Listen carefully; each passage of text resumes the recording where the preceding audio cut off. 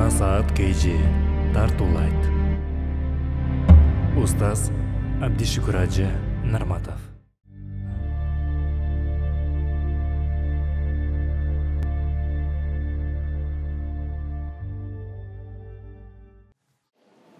Пайгамбарыбыз саллаллаху алейхи вассалам айтат: "Хайрул буют", эң жакшы үйлөр мечит сыяктуу үйлөр. Мечитте Аллахтын рахматы жааган үйлөр хайрул буют.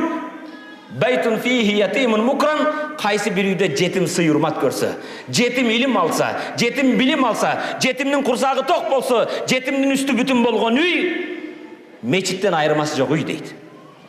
Бирок урматтуу мусулман, биз эмне кылып атабыз? Пайгамбарды сүйөбүз дейбиз. Жетим пайгамбардын жолун жолдобойбуз деп, жетимдерди атасы өлгөндө эмне кылдык? Жетим ким дегеле?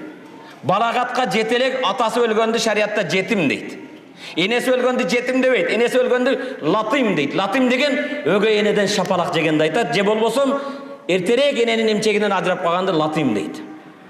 Атасы өлгөн жетим болот балагатка чейин. Балагаттан кийин 15-16 жаштан кийин жетим болуп эсептелбейт. Бирок урматтуу мусулман бир тууган, кээде бирөө бир кырсыктан башкадан атасы каза болуп жетимдер калганда биз эмне кылып жатабыз? Пайгамбардын үммөтү.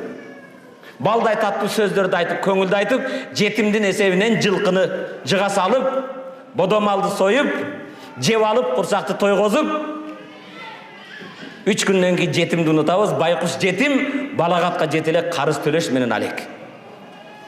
Пайгамбарыбыз саллаллаху алейхи вассаламга түшкөн Куранда мындай дейт: "Инналлазина я'кулуна амвалал ятама зулман, иннама я'кулуна фи бутунихим нара ва саяслауна сa'ира."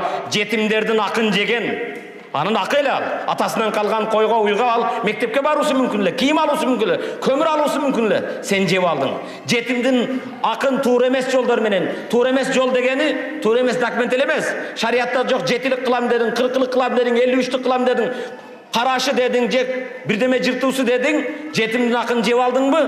Аллах Куранда жетимдердин акын жеген курсагына дозок отуну жептир, алардын бара турган жери дозок дейт.